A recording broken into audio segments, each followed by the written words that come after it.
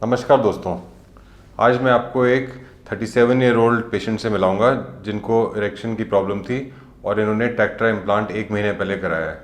हम लोग इनका पूरा एक्सपीरियंस भी सुनेंगे, प्लस इस वीडियो में एक और चीज़ मैं बताऊंगा कि इम्प्लांट के बाद इरेक्शन कैसे होती है, इम्प्लांट काम कैसे करता है, इम्प्लांट के बाद सेंसेशन कैसे होती है और इम्प्लांट के बाद क्या पेन होती है हमेशा। तो इस वीडियो में हम यही सब पॉइंट डिस्कस करेंगे। तो सबसे पहले हम इनसे पूछते हैं कि इनको ईडी कब से था और क्या प्रॉब्लम हो रही थी इनको।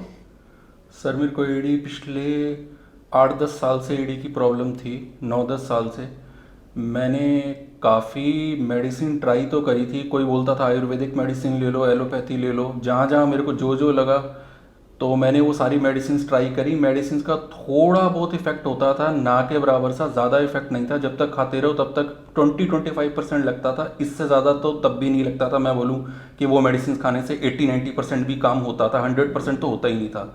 तो वो भी मैंने काफ़ी लिया। फिर उस टाइम मेरे को इस टेक्नोलॉजी के बारे में पता नहीं था। फिर धीरे धीरे मेरे को इस टेक्नोलॉजी के बारे में पता चला, तो एज भी निकलती जा रही थी।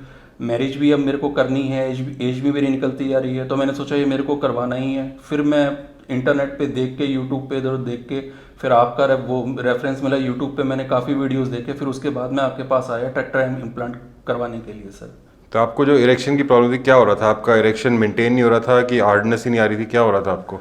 सर ऐसा होता था, जब इंटर कोर्स के लिए मैं किसी के पास जाता था तो ना के बराबर इरेक्शन होता था। मैं वियाग्रा लेने की मेरे को आदत पड़ गई थी। मैं 2-3 लोग तो एक आधे टैबलेट लेते हैं, मैं 3-4 टैबलेट एक साथ ले लिया करता था, 100 mg की, जिससे हार्ट अटैक का भी चांस हो जाता है ज़्यादा, पर वो तो अभी तक मेरे को ऐसा कुछ हुआ नहीं। पर यह है कि वियाग्रा लेने के बाद भी इरेक्शन मेरा 35-40%, कभी कभी, वरना 25-30% होता था। मैं जब पार्टनर के ऊपर आता था तब थोड़ा बहुत सही रहता था, 40-45%। उसके बाद अचानक से वो मेरा इरेक्शन बहुत ढीला हो जाता था, और अगर पार्टनर मेरे ऊपर आ जाए तो फिर तो नेक्स्ट टू इम्पॉसिबल हो जाता था। फिर वो इंटरकोर्स सेक्स हो ही नहीं पाता था। तो उस टाइम फिर बहाने ही मारने पड़ते थे कि जॉब की वजह से टेंशन चल रही है, ये चल रहा है, वो चल रहा है, क्योंकि ये एक इंसल्ट वाला मामला है, प्राइवेसी का मामला है, तो हो ही नहीं पाता था। चाहे 4 वियाग्रा ले लूँ, 3 ले लूँ, कुछ ले लूँ, पार्टनर मेरे ऊपर आ जाए तो हो ही नहीं सकता था। ये टेक्ट्रा कराने के बाद अब बिल्कुल ऐसा भी कुछ वो नहीं है। इरेक्शन हमेशा वो रहता है, क्या क्या नहीं। ना मेरे को तो कोई पेन हुआ ऑपरेशन के बाद, ना इतना मेरे को वो हुआ। जैसे आपने जो मेडिसिन बताई थी वो मैंने मेडिसिन ली हैं, ड्रेसिंग करी है, थोड़ा बहुत वो करा है मैंने परहेज। मेरे को स्मोकिंग की आदत थी तो मैंने उसको थोड़ा सा वो करा है, अवॉइड। तो बाकी मेरे को ऐसा कोई प्रॉब्लम नहीं हुई है, बिल्कुल सही सब कुछ चल रहा है। अभी तो स्मोक करके आया, स्मेल आ रही है। अभी तो कर गया था। तो बोल रहे हो मेरे सामने कि स्मोकिंग छोड़ दिया लेकिन अभी स्मोक करके आए हो। एक कभी कभी बीच में, पर मैंने स्टार्टिंग के टाइम में बिल्कुल भी नहीं करा था। बड़ा अपना वो ख्याल रखा कि क्या है क्या नहीं है। स्टार्टिंग के टाइम बिल्कुल नहीं करा था। अब काफी अच्छा लग रहा है। अब ऐसा लग रहा है एक नई लाइफ मिल गई। नहीं, पहले तो लाइफ ही खत्म थी। खाली बाल बनाने और शेव करने से कुछ नहीं होता। इंटरनल मामला जब खराब है आपका तो ऊपर से कुछ नहीं होने वाला, तो इसीलिए कुछ होता नहीं था। अब ऐसा कुछ नहीं है। ठीक है।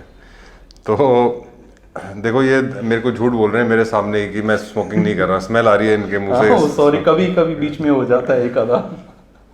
सो एनीवे, हमारा जो टॉपिक था कि इम्प्लांट अब इन्होंने कराया। इनको जब मेरे पास आए इनको काफ़ी टेंशन थी, मेरे को ये प्रॉब्लम है, अब मैं सोच रहा हूँ सर्जरी करा लूँ, लेकिन सर्जरी का कामयाब हो पाऊंगा कि नहीं, हार्डनेस आएगी कि नहीं है। तो फिर मैंने उनको समझाया, जो इनको समझाया मैं आपको ही बताता हूँ इम्प्लांट से कैसे हार्डनेस आती है। देखिए, जो फिंगर होती है, अगर आप सेक्स के टाइम पे फिंगर पेनिट्रेट करने की कोशिश करें तो फिंगर के अंदर हड्डियाँ होती हैं, हड्डियों की वजह से हार्डनेस आती है। तो इस हार्डनेस की वजह से आप पेनिट्रेट कर सकते हो, कोई प्रॉब्लम नहीं होती है। लेकिन ऑब्वियसली फिंगर जो है, फिंगर को अंदर पेनिट्रेट करने से आपको प्लेजर नहीं मिलता, क्योंकि फिंगर में इतनी कोई नर्व्स नहीं होती, इससे कोई सेंसेशन नहीं होती है। तो इम्प्लांट का भी यही काम है, ये पेनिस के अंदर लग के पेनिस को हार्डनेस देता है, और उस हार्डनेस की वजह से आप सेक्स कर सकते हो। अगर आपकी हार्डनेस ही नहीं आएगी तो आप पेनिट्रेट नहीं कर पाओगे। इम्प्लांट का इरेक्शन से कोई मतलब नहीं है। कई पेशेंट्स हैं जिनको नेचुरल इरेक्शन आती है, जैसे वीनस लीग पेशेंट्स हैं, उनको नेचुरल इरेक्शन आती है लेकिन वो इरेक्शन मेंटेन नहीं होती। तो उस कंडीशन में इम्प्लांट की वजह से उनको हार्डनेस आएगी। जब ब्लड वापस भी चले जाएगा वीनस लीग की वजह से, फिर भी इम्प्लांट की से हार्डनेस मेंटेन रहेगी और वो सेक्स कर पाएंगे। और कई पेशेंट्स जैसे डायबिटिक्स होते हैं, या जैसे ये भी हमारे पेशेंट थे जिनको ब्लड सप्लाई आ ही नहीं रही थी, हार्डनेस हो ही नहीं रही थी, तो उस कंडीशन में भी इम्प्लांट लगने की वजह से हार्डनेस आ जाती है, जिसकी वजह से पेनिट्रेशन में प्रॉब्लम नहीं होती है। कई लोग ऐसे भी हैं जिन्होंने इम्प्लांट कराया, उनको अब एंग्जाइटी होती है कि मेरा पहले ब्लड सप्लाई आता था, अब बिल्कुल ही नहीं आता। उसके बारे में मैं इस वीडियो में बताना चाहूँगा कि देखिए, सबसे इंपॉर्टेंट चीज़ तो ये है कि आपको थोड़ा टाइम देना चाहिए। अभी आपका सर्जरी हुई है, नई नई सर्जरी हुई है, टिश्यूज़ हील कर रहे हैं, जैसे हीलिंग होगी वैसे वैसे ब्लड सप्लाई बढ़ेगी। दूसरी बात, आपको इतनी एंग्जाइटी हो रही है कि मैंने सर्जरी करा ली, अब ये कामयाब है कि नहीं है, इससे मैं सेक्स कर पाऊँगा कि नहीं, तो उस एंग्जाइटी की वजह से भी आपकी इरेक्शन नहीं आती है। तो आपको रिलैक्स करना चाहिए थोड़ा, आपको कॉन्फिडेंस रहना चाहिए कि इम्प्लांट करा लिया, सब कुछ ठीक है, बाद में आप जब सेक्स करने जाओगे आपको ठीक से होगा ही। इसके अलावा अगर आपको फिर भी लगता है कि आपको इरेक्शन पूरी नहीं आ रही है, अपना टेस्टोस्टेरोन टेस्ट कराइए। टेस्टोस्टेरोन की कमी से भी काफ़ी बारी इरेक्शन में प्रॉब्लम आती है। इसके अलावा अगर आपको टेस्टोस्टेरोन भी नॉर्मल है और आपको फिर भी ब्लड सप्लाई इंक्रीज़ करनी है, तो आप वायाग्रा, सियालिस जैसी दवाइयाँ ले सकते हैं जिससे ब्लड सप्लाई और आएगी, और साथ में वैक्यूम थेरेपी भी ट्राई कर सकते हैं जिससे ब्लड सप्लाई आती है। तो ये सब चीज़ें आप कर सकते हैं नेचुरल इरेक्शन लाने के लिए इम्प्लांट के बाद, क्योंकि जैसे मैंने आपको बताया इम्प्लांट से सिर्फ हार्डनेस आती है। इसीलिए जैसे इनका मैंने टैक्टा इम्प्लांट किया, टैक्टा इम्प्लांट का यही फ़ायदा है कि इसकी हार्डनेस काफ़ी अच्छी है, तो ये वाला इम्प्लांट फेल होने के चांसेस बहुत बहुत कम है। कई पेशेंट मेरे को मैसेज करते हैं, सर आप गारंटी लेते हैं कि मैं इम्प्लांट के सेक्स कर पाऊँगा, और वो कोई और इम्प्लांट लगवा रहे होते हैं। तो मैं कहता हूँ अगर आपको गारंटी चाहिए तो फिर आप टैक्टा इम्प्लांट लगवाइए, दूसरे इम्प्लांट्स की मैं गारंटी नहीं ले सकता। इसके अलावा एक और क्वेश्चन जो पेशेंट्स मेरे से पूछते हैं कि इम्प्लांट के बाद हमारे को पेनिस में सेंसेशन आएगी, कहीं हमारी सेंसेशन तो नहीं ख़त्म हो जाएगी। तो देखिए, जैसे मैंने आपको बताया फिंगर के अंदर कोई नर्व एंडिंग्स नहीं होती, तो फिंगर में कोई सेंसेशन नहीं होती अगर आप फिंगर को पेनिट्रेट भी करें तो। लेकिन ग्लांस के ऊपर जो पेनिस के आगे वाला पार्ट होता है उसमें लाखों करोड़ों नर्व एंडिंग्स होती हैं, और नर्व एंडिंग्स की वजह से सेंसेशन आती है। तो जो हम इम्प्लांट लगाते हैं वो अंदर से लगाते हैं, कॉर्पोरा के अंदर लगाते हैं, उसमें हम ग्लांस को टच भी नहीं करते। तो ग्लांस की जो सेंसेशंस हैं, ग्लांस की जो ब्लड सप्लाई है, उसमें कोई प्रॉब्लम नहीं आती। जो अगर आपका सर्जरी से पहले ग्लांस फूलता था, सर्जरी से पहले ग्लांस में सेंसेशन आती थी, तो वो सेंसेशन सर्जरी के बाद भी आएगी। आपको कैसा लग रहा है, ग्लांस में सेंसेशंस नॉर्मल है कि कैसा है? नहीं सर, सारी सेंसेशन नॉर्मल है, ऐसा कुछ भी नहीं है। पहले से तो काफ़ी कुछ चेंज हो गया है, मतलब टोटली 100% चेंज हो गया है। पहले ना के बराबर इरेक्शन था ही नहीं इरेक्शन, विदाउट टैबलेट इरेक्शन था नहीं, टैबलेट लेके भी सिर्फ इतना इरेक्शन था कि मैं हैंड से कुछ कर सकूं, हाथ से। रियल में मैं कुछ करने लायक था ही नहीं, जो क्लियर कट सी बात है। इसके बाद बिल्कुल सब कुछ चेंज हो गया है, हार्डनेस एकदम सही है, सेंसेशन एकदम सही है। कुछ ऐसा नहीं लगता कि कुछ डुप्लीकेट सा मैंने करवा लिया हो, कि मैंने कुछ डुप्लीकेट सा प्लास्टिक सर्जरी करा ली, ऐसा करा लिया। सब कुछ नेचुरल है, बस कॉन्फिडेंस होना चाहिए कि मैंने करवाना है या मेरे को कितनी प्रॉब्लम है क्या नहीं है। सारा कुछ नेचुरल है, सब कुछ ठीक है, बल्कि पहले से बिल्कुल ठीक है। ये उतना मेरे को लगता है कि क्योंकि 37 मेरी एज हो गई है, तो 15-16 साल का तो मेरे को जब मैं था, मेरे को याद ही है कितना इरेक्शन होता था। तो उस टाइम जितनी मेरे को हार्डनेस और इरेक्शन लगता था, जब टेस्टोस्टेरोन लेवल काफ़ी ज़्यादा हाई होते हैं, उससे ज़्यादा ही लगता है, उससे कम बिल्कुल नहीं लगता। तो ऑल इन ऑल बिल्कुल सब कुछ सही है, परफेक्ट है।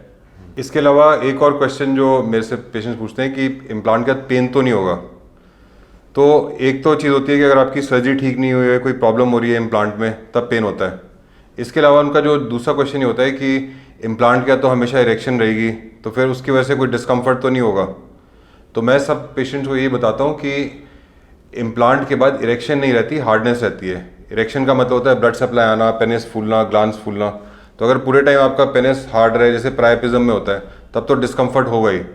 लेकिन अगर सिर्फ हार्डनेस है लेकिन ब्लड सप्लाई बिल्कुल नॉर्मल आ रही है, कोई ब्लड सप्लाई अंदर ब्लॉक नहीं है, कोई इंक्रीज नहीं है, तो उसमें आपको इम्प्लांट जो है पूरी बॉडी से घुल मिल जाता है, कोई एबनॉर्मल सेंसेशन नहीं होती और कोई एक्स्ट्रा पेन नहीं होती। तो आप बताइए पेन के बारे में आपको कैसा लग रहा है इम्प्लांट के बाद? नहीं सर, मतलब स्टार्टिंग में तो जैसे आपने भी कहा था कि मतलब जैसे पेन किलर्स लिख के दी थी, सब कुछ हुआ था, वो जो सारी मेडिसिन मैंने ली, पर रियलिटी में मेरे को इतना कुछ खास फर्क नहीं पता चला। बस इतना, बस थोड़ा बहुत पता चलता था कि हाँ मैंने कुछ कराया है, कुछ हार्डनेस थोड़ी फील होती थी, पर वो हार्डनेस ऐसा नहीं था कि मेरे को कुछ पेन हो रहा है।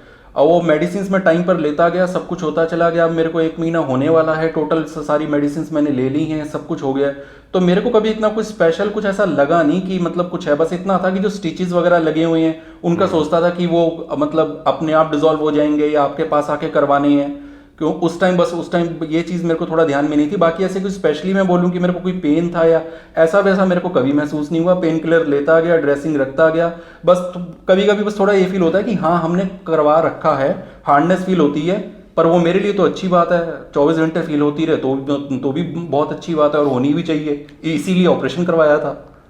हाँ बट जैसे हार्डनेस की वजह से कोई पेन हो रही है, कोई डिस्कम्फर्ट हो नहीं रहा नहीं है? सर, कोई डिस्कम्फर्ट नहीं हो रहा, कोई कुछ भी नहीं हो रहा, बिल्कुल नेचुरल है जैसे पहले हुआ करता था। बस वही वाली बात है, जैसे हम पहले बोलते हैं कि पहले इरेक्शन आएगा फिर वो खड़ा होगा, स्टैंड होगा। अब इसके अंदर 24 आवर्स वैसे रहता है, पर उसमें कोई प्रॉब्लम नहीं है। मैं तो इसको अच्छा ही मानता हूँ। कोई वो नहीं है, कोई प्रॉब्लम नहीं, कोई पेन नहीं, कोई कुछ नहीं है। पेन किलर लेता गया, अब मैं बिल्कुल नॉर्मल बैठा हुआ हूँ यहाँ पे। अब ऐसा ऐसा कुछ भी नहीं है, कोई डिस्कम्फर्ट नहीं, कुछ नहीं है। ठीक है। तो मेरे को तो यही सारे क्वेश्चंस डिस्कस करने थे। आपको कुछ बोलना है पेशेंट्स के बारे में जो वीडियो देखेंगे आपका? मैं तो इतना ही कहना चाहता हूँ सब पेशेंट से कि कई लोग वो यूट्यूब पर जाते हैं, सभी देखते हैं। मैं खुद यूट्यूब पर गया था, मैं कोई डॉक्टर तो हूँ नहीं जो मैं खुद ही रिसर्च करने लग जाऊंगा। तो कई लोग बोलते हैं कि इंडियल इम्प्लांट अच्छा होता है, कई बोलते हैं कि टेक्ट्रा अच्छा होता है, क्या है क्या नहीं।